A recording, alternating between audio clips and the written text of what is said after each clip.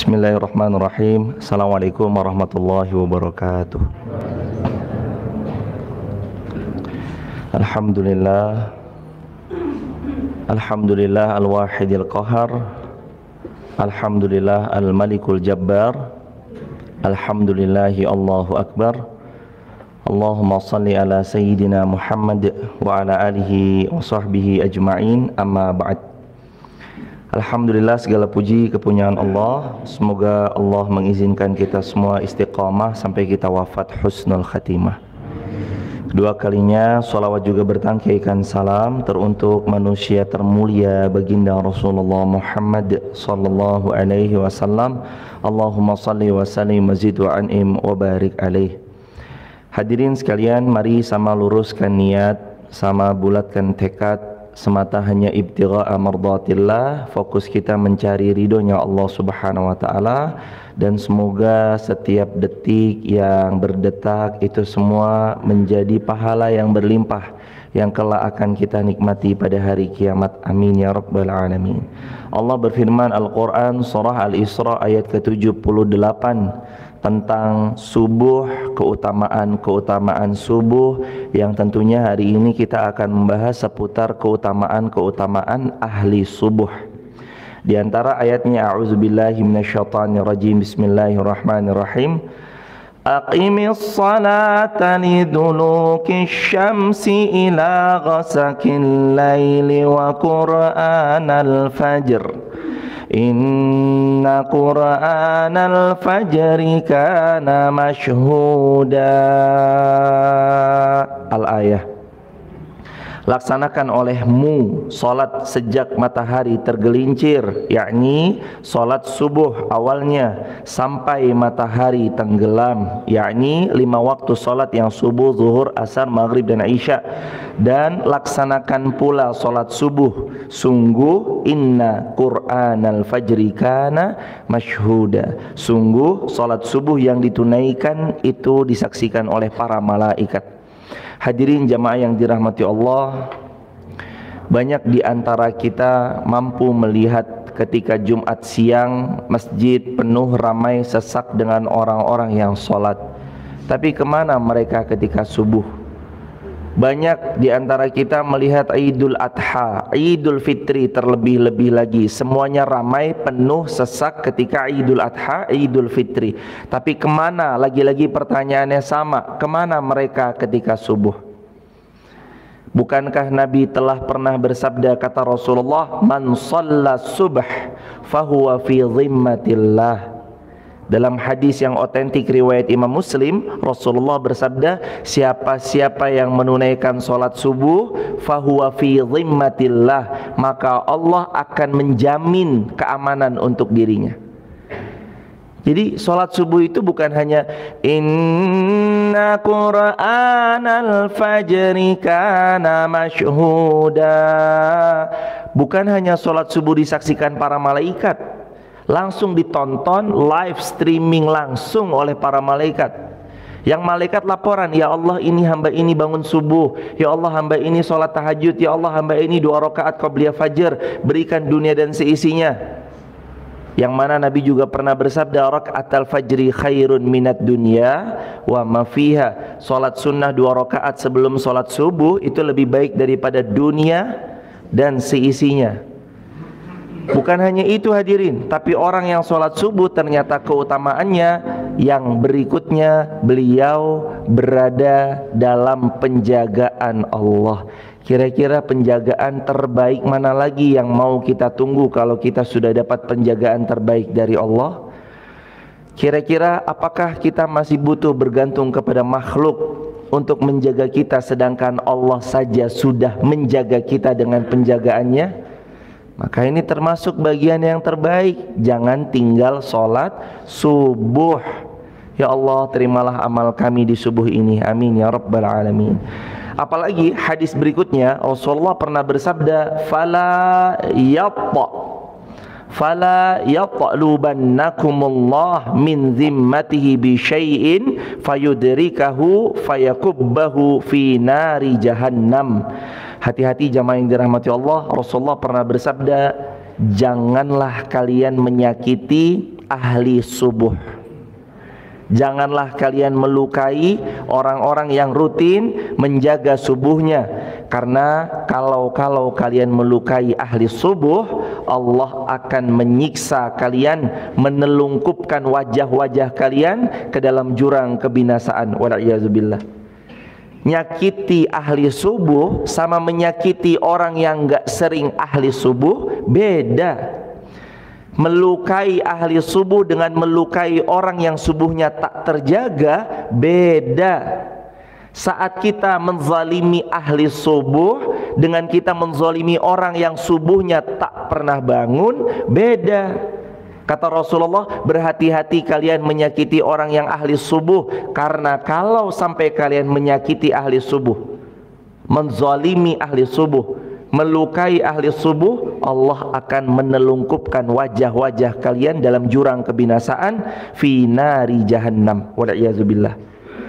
Jadi nggak sama jamaah, orang yang bangun subuh dengan orang yang kesiangan subuhnya tuh nggak sama. Orang yang merutinkan mendawamkan subuh dengan orang yang masih tidur terlelap di subuh harinya nggak sama. Orang yang subuh-subuh sudah di masjid, sholat sunnah 2 rakaat qabliyah fajar, lalu kemudian sholat berjamaah, dengan mereka yang hanya terus-terusan kesiangan, lagi-lagi bangunnya terlambat, nggak sama. Allah memuliakan ahli subuh. Bahkan dalam hadis Muslim, jangan pernah melukai, menzalimi, menyakiti ahli subuh. Artinya jangan sembarang hadirin.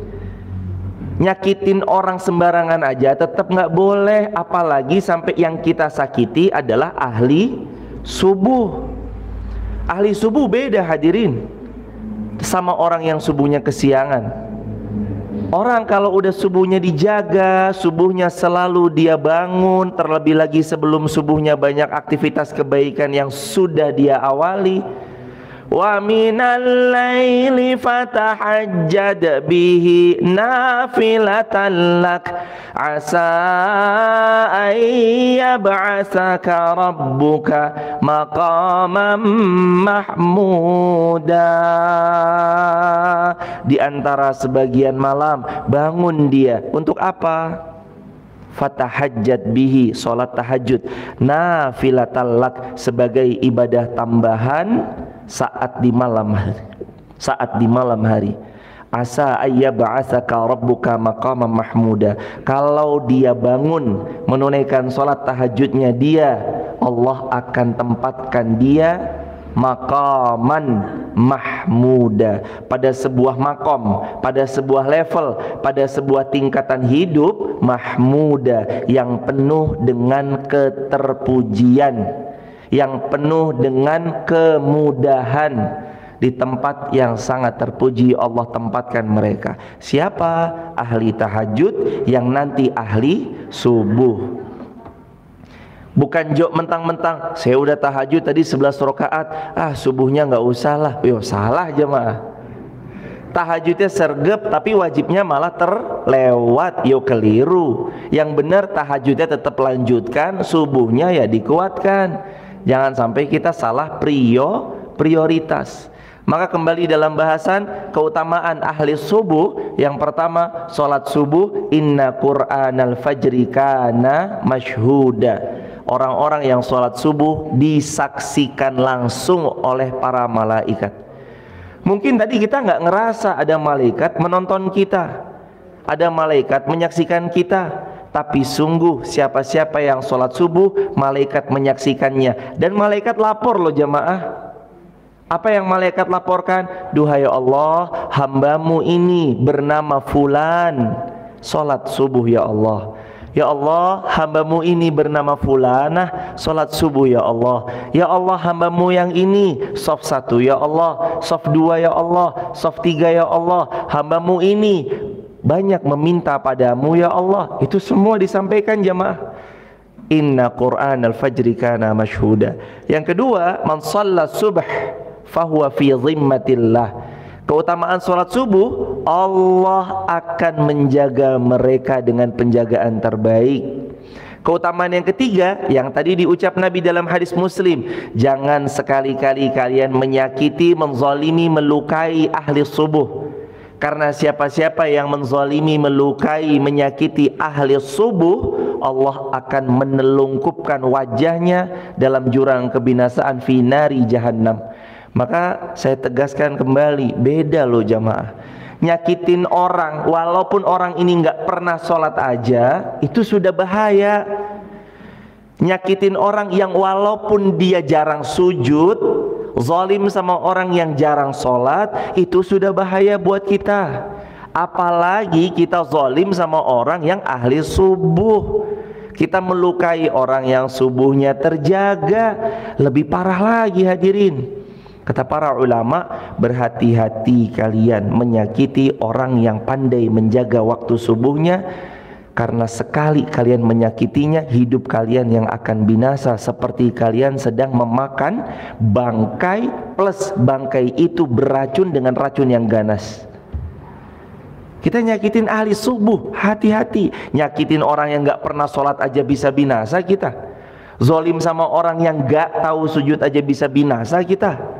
Apalagi zalim sama orang ahli sujud, subuhnya terjaga, tak pernah tertinggal tahajud, tambah bahaya hidup kita hadirin. Maka ketahuilah, siapa-siapa yang menodai, menyakiti, melukai orang-orang yang ahli tahajud, ahli bangun di subuh harinya, ahli sholat subuh, apalagi subuhnya dijaga sampai syuruk, Anda kalau melukai mereka, Anda sedang dalam bahaya hidupnya. Segera minta maaf sama mereka.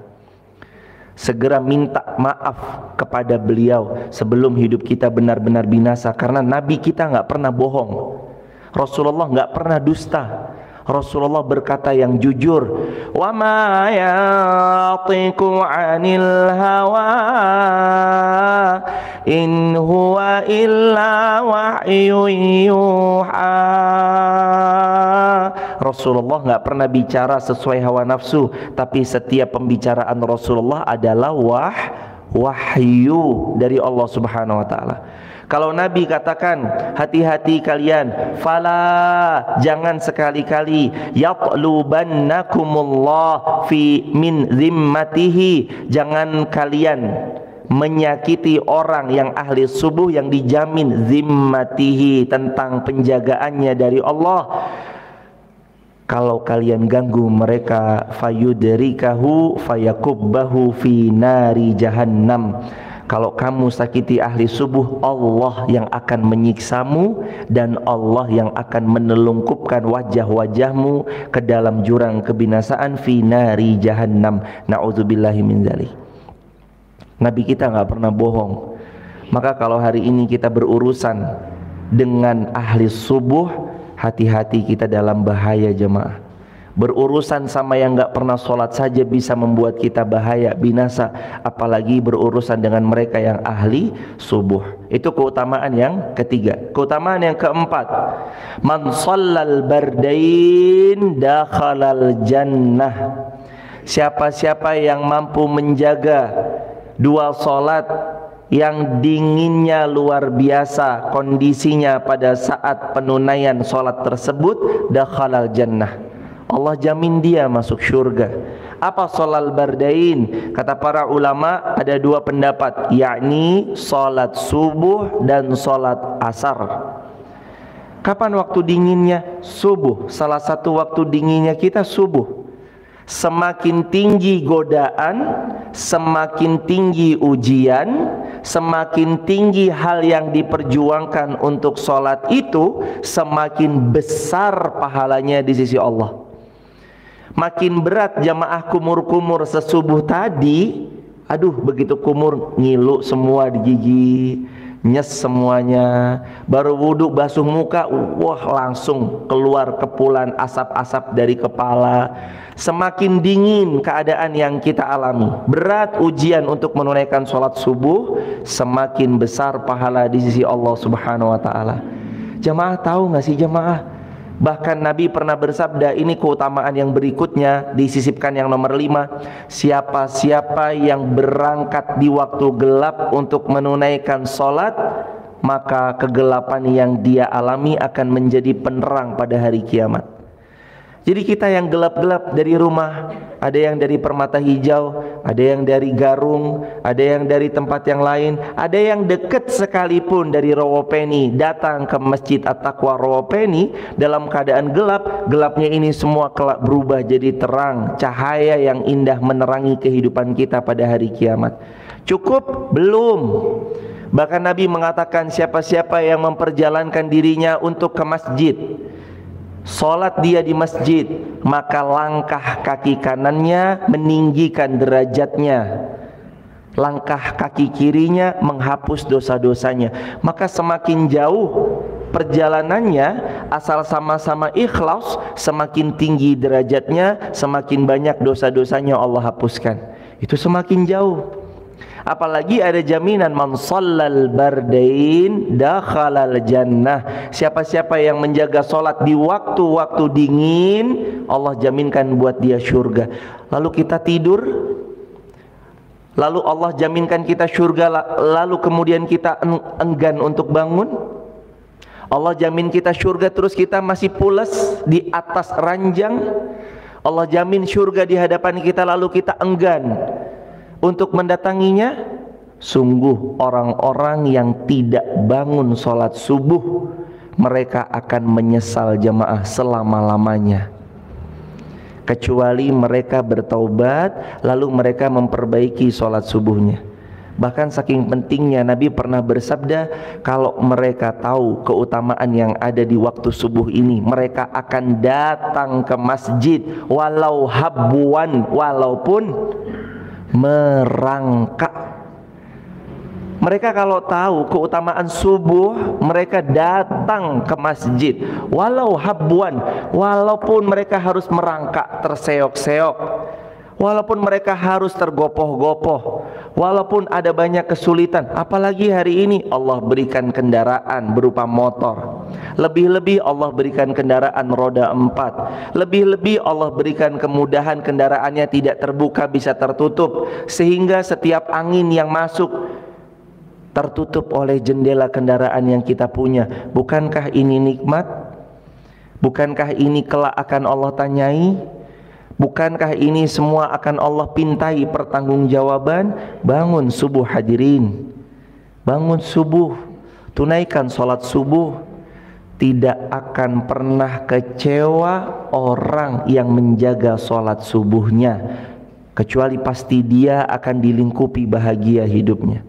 Karena sholat subuh, dan kebahagiaan tertinggi itu man shallal bardain dakhalal jannah. Siapa-siapa yang menjaga sholat di waktu dingin, Allah jamin dia surga. Kata para ulama, yang pertama sholat subuh, yang kedua sholat asar. Tapi memahami hadisnya bukan oh berarti ya udah deh kita sholat subuh sama asar doang.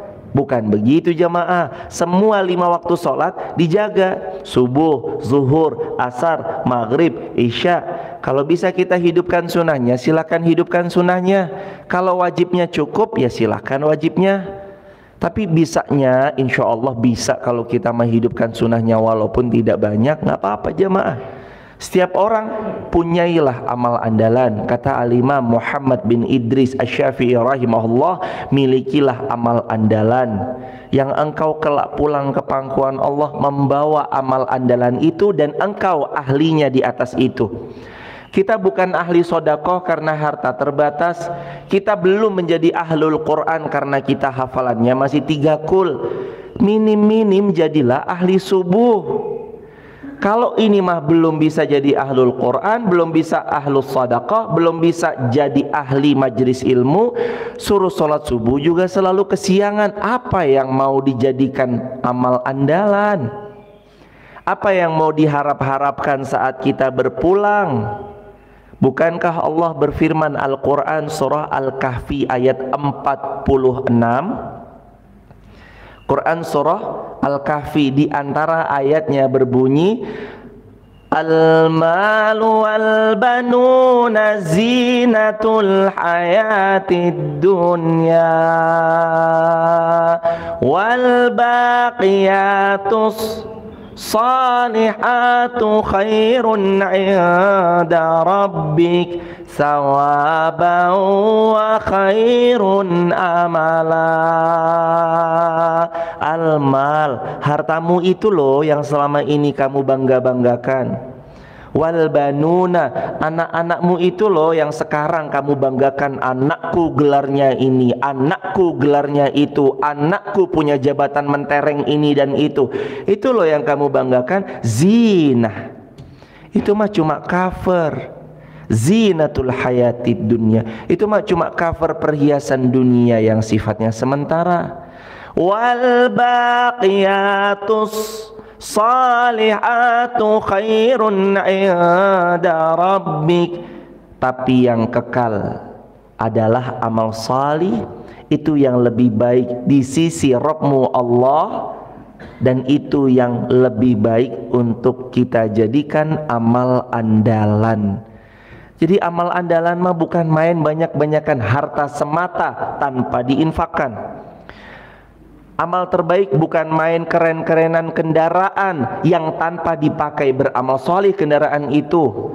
Amal terbaik bukan hanya banyak-banyakan aset yang hanya akan jadi miliknya ahli waris kita selepas kita meninggal nanti. Tapi yang patut jadi amal andalan itu adalah amal salih. Al-ba wal baqiyatus salihat adalah amal salih yang kekal abadi. Apa diantaranya? Subuh. Bangun hadirin, bangun sholat subuh. Ajak anak-anak kita. Jangan sampai kitanya sholat, anak kitanya tidur. Jangan sampai kitanya sholat, anak kitanya dibiarkan tidur. Mumpung dia masih sekarang nih, umurnya 4 tahun, 5 tahun, bangunin jamaah. Sebelum Anda menyesal usia 8 tahun terbiasa subuhnya nggak bangun, Anda menyesal. Wallah, penyesalan itu nggak bisa nanti diulang kembali. Karena waktu nggak bisa diulang kembali. Anda bisa mengingatkan di usia 8 tahun, tapi sudah terlambat, sudah terpola kalau subuh tidur. Ajak anak-anak kita subuh.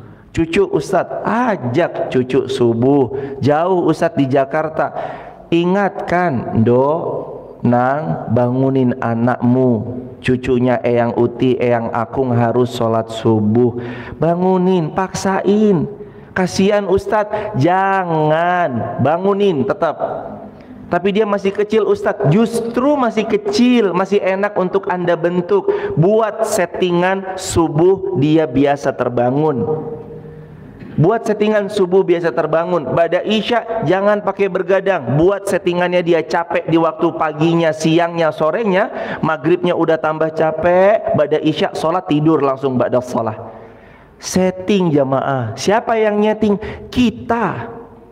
Kenapa anak-anak kita sulit bangun subuh? Karena boleh jadi kita nyetingnya masih belum membiasakan mereka agar menjadi yang terbangun di waktu subuhnya. Settingan orang tua yang pada umumnya apa? Nggak semuanya, tapi pada umumnya orang tua sebelum tidur anaknya dikasih tahu apa? Nah, cepet tidur, besok bangun sekolah. Makanya di benaknya anak kita, ABS-nya alam bawah sadar, ABS-nya alam bawah sadarnya mengatakan, iya saya tidur besok bangun untuk sekolah, bukan untuk sholat subuh. Ibu ganti, ayahanda yang punya anak-anak masih muda, ganti kata-katanya. Nak, cepat tidur, besok bangun sholat subuh berjamaah sama ayah. Nak, bangun sholat subuh.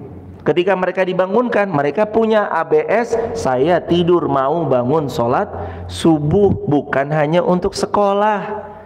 Orang tua anaknya terlambat sekolah dimarahin, tapi anaknya terlambat sholat tak pernah sedikit pun peduli atasnya. Na'udzubillah.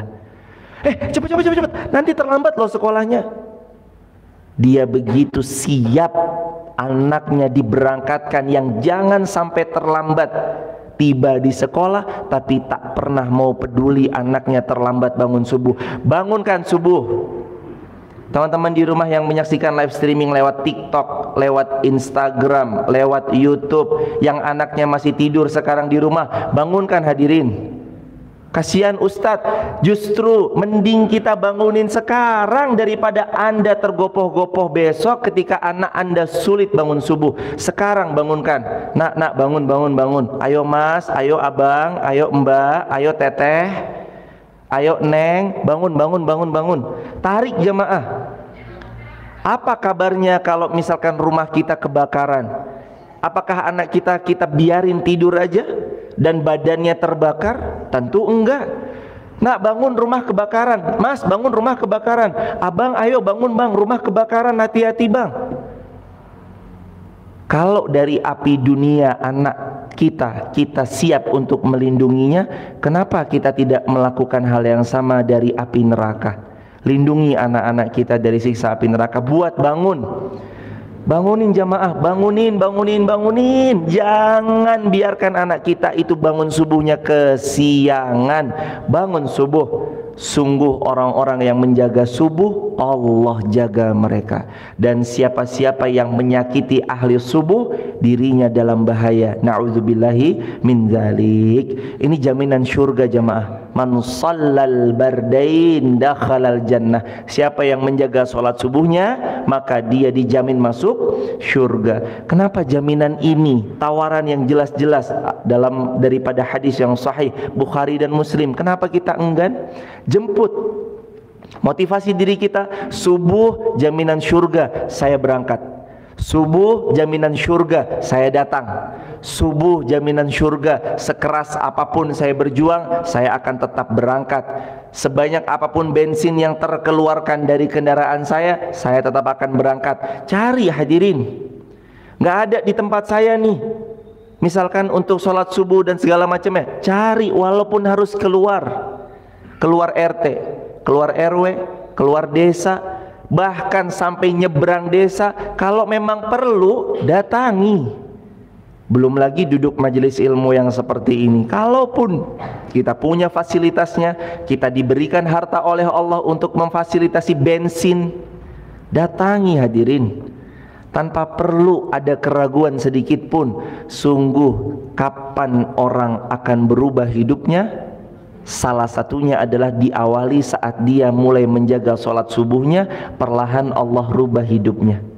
Yakin hadirin? Coba tanyai orang-orang yang luar biasa powerfulnya. Biasanya mereka menjaga sholat subuhnya. Dari mana biasanya mereka menjadi seorang yang luar biasa? Biasanya dari sholat subuhnya. Makanya nanti jangan heran ya jamaah, biasanya identik tahun 2023 jelang-jelang 2024, nanti banyak tuh yang hadir sholat subuh. Biasanya tujuannya apa? Ya macam-macam. Tujuannya ada, jangan lupa nomor 999, jangan lupa ini, jangan lupa itu. Ya niatnya macam-macam. Kita mah tetap luruskan niat, bukan itu yang dicari. Tapi mereka tuh tahu, karena salah satu kekuatan kaum muslimin ada di subuhnya. Akhirnya mereka masuk lewat sholat subuh, keliling deh, suling subuh, keliling ke sini, keliling ke situ, keliling ke sini, keliling situ. Akhirnya jadi, setelah jadi lupa. Jangan dong. Kalau dulu sebelum jadi pemimpin sering rutin subuh keliling, setelah jadi pemimpin lebih sering lagi subuh keliling. Jangan setelah jadi enggak pernah sholat subuh, babar belas sama sekali enggak pernah. Na'udzubillahi min dzalik. Berikutnya, la yalijun nar ahadun shalla qabla tulu'i syamsi wa qabla ghurubiha. Dalam hadis riwayat Imam Muslim, Rasulullah bersabda, la yalijun nar. Kalau tadi masuk surga dijamin dakhalal jannah, kalau ini jamaah, lan yalijun nar, tidak akan pernah tersentuh api neraka. Siapa? Seseorang yang shalla qabla tulu'i syams, dia sholat sebelum matahari terbit, wa qabla ghurubiha, dan dia menjaga sholat sebelum matahari tenggelam. Dia jaga sholat subuh, dia jaga sholat asar, tidak akan disentuh api neraka. Jaga sholat subuh hadirin. terbebas dari api neraka. Jaga sholat subuh hadirin, dijamin masuk surga. Terus kita tetap nggak mau tawaran yang sebegitu banyaknya ini, kita tetap nggak mau. Na'udzubillahi min dzalik, summa na'udzubillahi min dzalik. Berikutnya jamaah, apa keutamaan sholat subuh? Pernah kebayang nggak dapat pahala haji yang kita sendiri tahu antrinya sekarang udah sekitar 40-an tahun antri haji? Karena sebab corona kemarin 2 tahun tidak ada pemberangkatan haji, sedangkan sekarang pun yang berangkat kuotanya tidak penuh, cuma hanya sekitar 55%-nya saja, 40 tahun. Tapi Anda dapat pahala haji sempurna. Kata Nabi apa? Caranya ini jemaah. Man shalla ghada fi jama'atin. Barang siapa yang sholat subuh berjamaah di masjid, summa qa'ada, kemudian duduk, yadhkurullah azza wa jal, berzikir kepada Allah. Zikir ini bisa majlis ilmu, bisa zikir lisan, bisa baca Al-Quran. Hatta sampai tatlu asyams, terbit matahari dan sudah terlihat ada cahaya mataharinya yang sudah terbit. Summa, sesudah matahari terbit, shalla raka'atain, dia sholat 2 rakaat, sholat sunnah syuruk.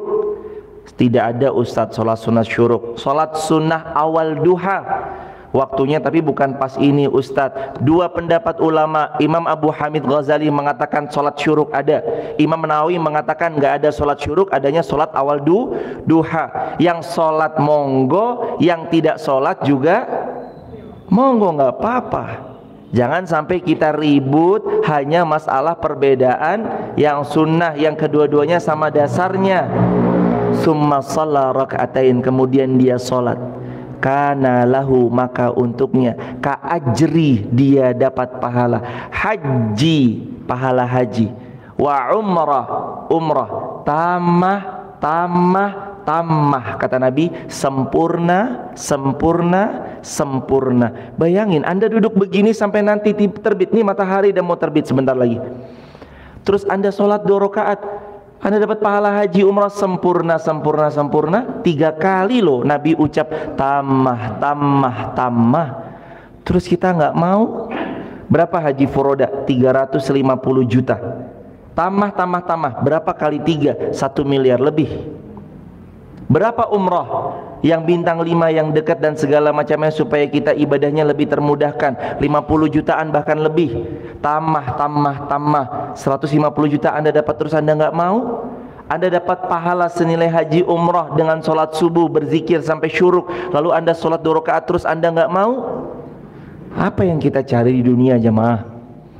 Gak akan mengurangi kegiatan aktivitas Anda. Siapa-siapa yang menjaga sholat subuh tidak akan mengurangi. Tetap bisa aktivitas? Bisa.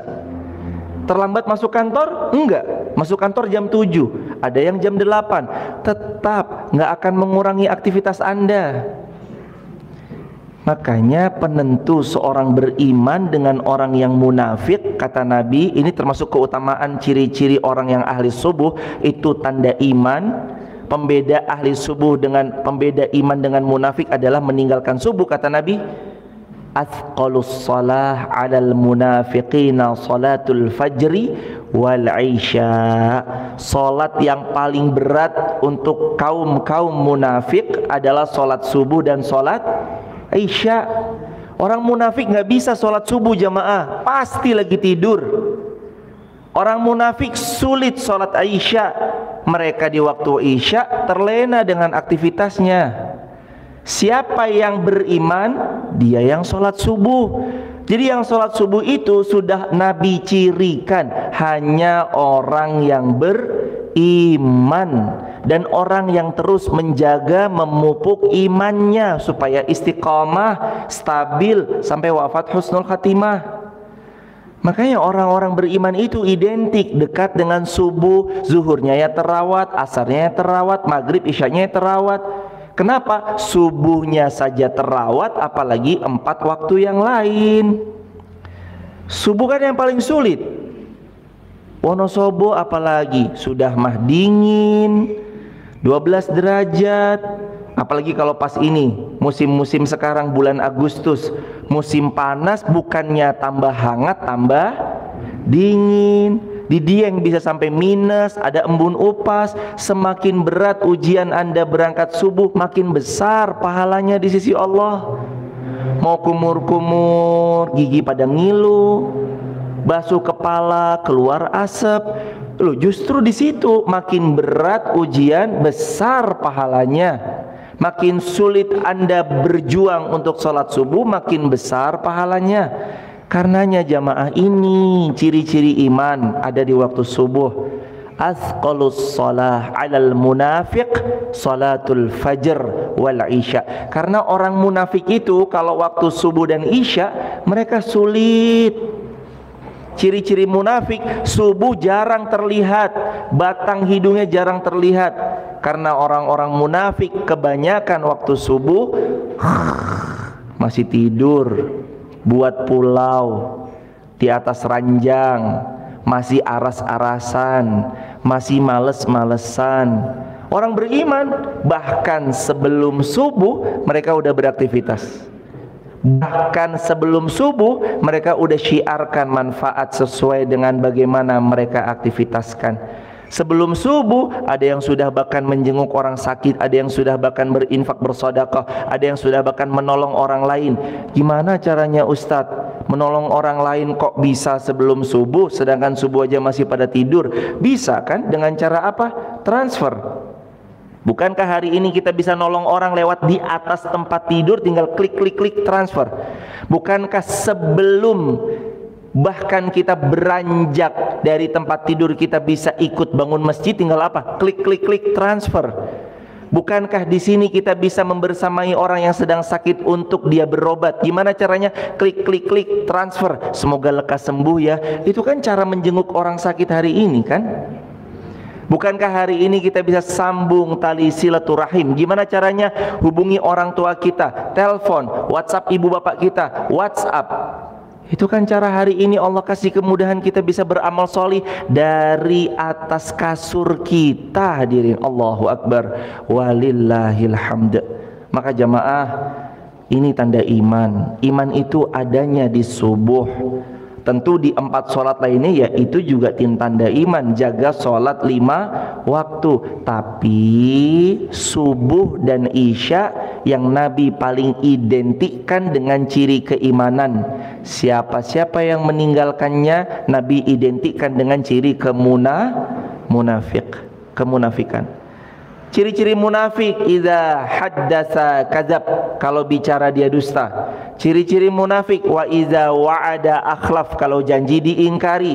Ciri-ciri munafik, wa idza tumina khan, kalau dia diberi amanah dia berkhianat. Termasuk ciri-ciri munafik, kalau dia berselisih dia curang, menimbang dia curang, jualan dia curang. Dan termasuk ciri munafik, tidak bangun sholat subuh. Na'udzubillahi min dzalik. Jamaah sekalian dirahmati Allah, jamaah TikTok, jamaah YouTube, jamaah Instagram, kalau ada yang nonton live streaming ini dalam keadaan belum sholat subuh, tinggalkan live streaming ini, segera bergegas tunaikan sholat subuh. Jangan sampai video ini menjadi hal yang melalaikan daripada kewajiban kita sebagai seorang hamba. Jadi silahkan kalau ada yang belum sholat subuh, jamaah yang nonton dari rumah segera sholat subuh. Barakallahu fikum. Terakhir jamaah, ini termasuk powerfulnya sholat subuh yang siapa-siapa melaksanakannya dia akan mendapatkan kebaikan ini. Nabi pernah bersabda dalam hadis Abu Daud, Tirmidzi, Ibnu Majah dan yang lainnya dengan sanad yang sahih. Nabi mengatakan, Allahumma barik li ummati fi bukuriha. Allahumma ya Allah, barik, berkahilah, li ummati, untuk umatku ya Allah, fi bukuriha, yang mereka bangun pada waktu paginya. Jemaah didoakan Rasulullah, jemaah didoakan seorang yang punya ilmu, alim, masyayikh, ulama, kiai, didoakan aja kita senang kan? Kiai mohon doanya, Ustadz mohon doanya, Gurunda mohon doakan putra kami, mohon doakan anak cucu kami, semoga beliau jadi anak cucu yang ahli sujud, ahli iman. Amin ya rabbal alamin. Didoakan, Rabbi habli minas salihin, Rabbana hablana min azwajina wa dzurriyyatina qurrata a'yun waj'alna lil muttaqina imama. Bukankah kita senang mendapat doa dari orang salih? Ini Nabi mendoakan orang yang bangun subuh. Allahumma ya Allah, barik, berkahilah li ummati, untuk umatku ya Allah, fi bukuriha, yang bangun subuh. Maka hadirin jamaah dirahmati Allah, beda berkah hidupnya orang yang bangun subuh dengan orang yang tidak bangun subuh. Berkah hidupnya di hari itu beda.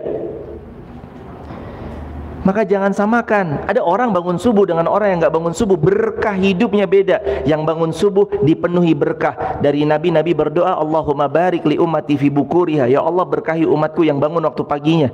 Yang nggak bangun subuh nggak dapat berkah.